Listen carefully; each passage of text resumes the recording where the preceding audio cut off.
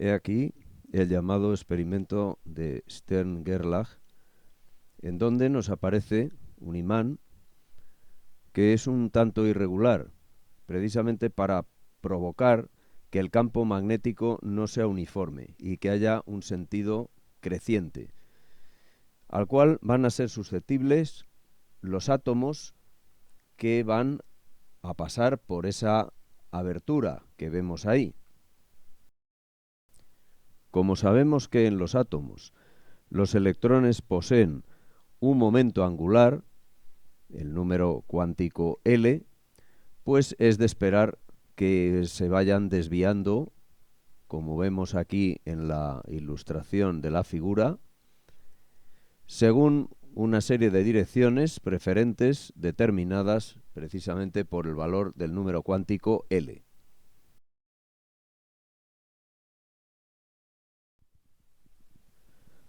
Vamos a hacer algunos cálculos conforme a este modelo de una esfera girando alrededor de otra. En principio, nosotros aquí vamos a tratar esto como si fueran simplemente esferas, es decir, esto no es un átomo, no son electrones, no son partículas, son unas bolas de plástico, una de ellas cargada, que es la que gira alrededor de la otra. Y vamos a ver este modelo que nos dice. El momento magnético es, por definición, igual a la intensidad, caso de que esto fuera, por ejemplo, una espira de cobre, que estuviera circulando una corriente I, pues sería el producto de I por el área, que es pi r cuadrado. Pero en el caso nuestro, no tenemos exactamente una corriente eléctrica, un cable, no es un hilo de cobre, es una esfera que está girando que tiene una cierta carga. Entonces lo que sí sabemos es que si la frecuencia de la rotación es nu, quiere decir que va a pasar por este sitio nu veces. Una frecuencia de 50 hercios significa 50 ciclos, bate 50 ciclos por cada segundo, es decir, por cada segundo esta bola pasa por este lugar 50 veces. Así que la intensidad de la corriente va a ser justamente la carga Q de esa esfera multiplicado por su frecuencia. Su frecuencia, como sabemos, es omega, pulsación, partido por 2pi. Y esto multiplicado por Q, este término es justamente la intensidad de la corriente. Completamos con pi r cuadrado y hacemos alguna operación, de tal manera que el momento magnético nos queda de esta forma. Ahora lo vamos a relacionar con el momento angular, que es el que conocemos del átomo. El momento angular sabemos por mecánica que es J, momento de inercia, por velocidad angular. En el caso de una esfera que gira alrededor de otra, tenemos un modelo muy sencillo, toda la masa concentrada en este punto, pues tendríamos mr2, que sería el momento de inercia por la velocidad angular omega. Así que lo vamos a resumir de esta manera, despejando omega r2 para eliminarlo precisamente. Entonces, de entre la de arriba, que es el momento magnético, y esta de aquí, que es el momento angular, encontramos esta relación. Despejando m en función de L, tenemos la relación que liga ambas y que se podrá utilizar como ecuación para analizar el experimento.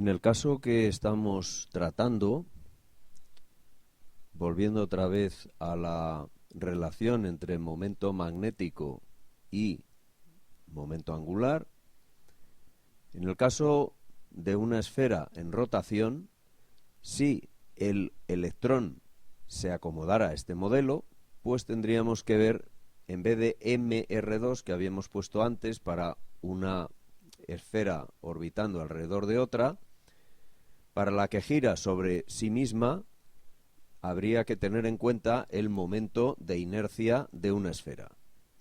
Y, sustituyendo en la ecuación anterior, obtendríamos esta otra expresión en donde el 5 medios tiene que ver con el momento de inercia de una esfera.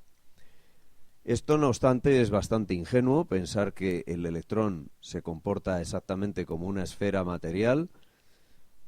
Es mucho más complejo y entonces, de manera experimental, se comprueba que ese factor se transforma en lo que se llama gamma, factor giromagnético del electrón. Hay otro del neutrón, del protón, etcétera. Cada uno tiene su factor giromagnético gamma, de tal manera que nunca vamos a poder considerar algo tan sencillo como una esfera en rotación.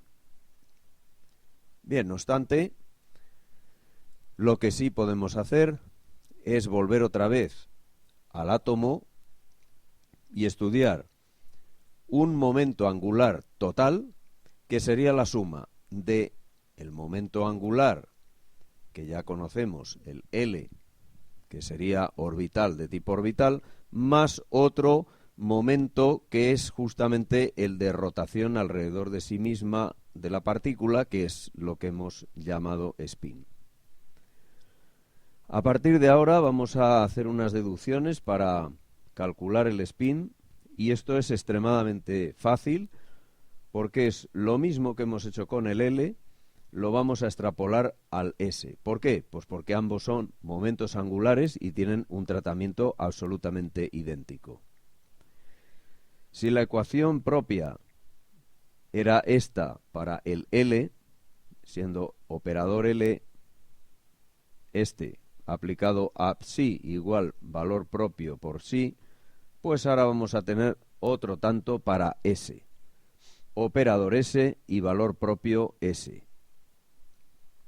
Como consecuencia, nos va a dar exactamente lo mismo que antes. No tenemos ahora más que ir sustituyendo el momento L por el momento S, con las mismas ecuaciones exactamente igual, sin mover en nada, excepto la notación y el significado físico. Aquí tenemos este número cuántico L, se transformará en otro que va a ser S, pero exactamente igual, de las mismas características también que el anterior. De la misma manera que calculábamos L como h barra raíz cuadrada de L paréntesis L más 1, pues ahora será lo mismo, pero S más 1.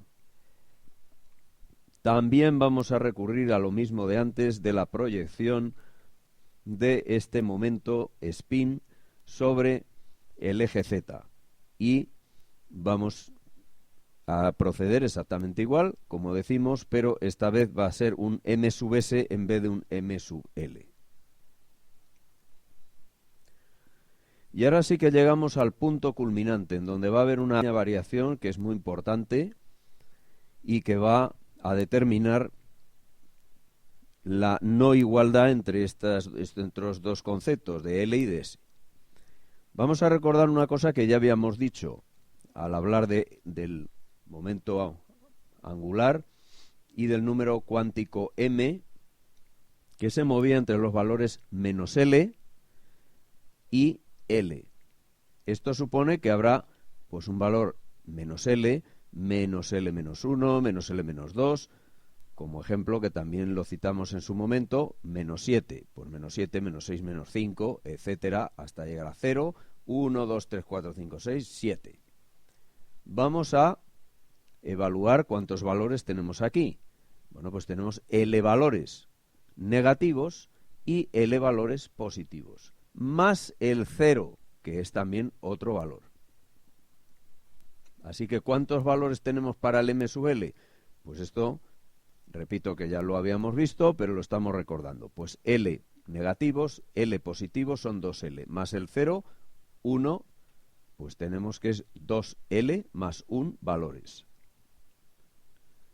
El G, que lo habíamos definido como el número de valores que toma m sub l, lo extrapolamos también para S, y aquí lo tenemos abajo, donde simplemente en vez de L ponemos S. Y ahora es donde viene la divergencia, porque de manera experimental, en el experimento de Stern-Gerlach, resulta que el chorro de átomos se nos parte solamente en 2. Entonces esto es curioso, porque esto es un número par. Si le sumamos 1, este número siempre debería ser impar. Es decir, debería haber un chorro en medio, pero no se produce. Entonces aquí lo que tenemos es que adecuar la teoría a lo que hemos visto por experimentación, que son solamente 2 chorros. Uno se iba hacia arriba y otro se iba hacia abajo. Recordemos la animación. Bueno, pues si entonces G tiene que ser obligatoriamente igual a 2, pues resulta que si despejamos S, nos sale que S es un medio. Por primera vez nos sale un número cuántico que no es un número entero, sino que es un número fraccionario, como se suele decir, semientero, porque es un medio. Si nos vamos al módulo, que se calculaba de esta manera, sustituyendo S por un medio, aquí tenemos el resultado, raíz de 3 partido por 2, H barra. Una vez más, recordemos que el m sub l tenía que ir desde menos L a L. En este caso será lo mismo, pero con cuidado, desde menos S hasta S sin pasar por 0, porque el 0 no puede. Son solamente 2 estados. Así que el m sub s solamente puede tomar los valores menos S y más S, es decir, más un medio y menos un medio.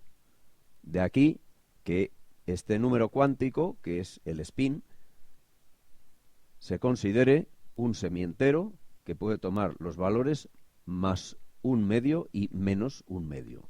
Volvemos otra vez a la representación que hicimos en su momento para el L. Pues ahora es exactamente lo mismo, pero aquí ponemos S. Aquí tenemos menos un medio, trazamos esta línea hasta que corta esto que hemos puesto aquí, el módulo de S, y tenemos la dirección de S. Y por el otro lado un medio y tenemos la otra dirección de S. Por tanto, el spin también está cuantizado.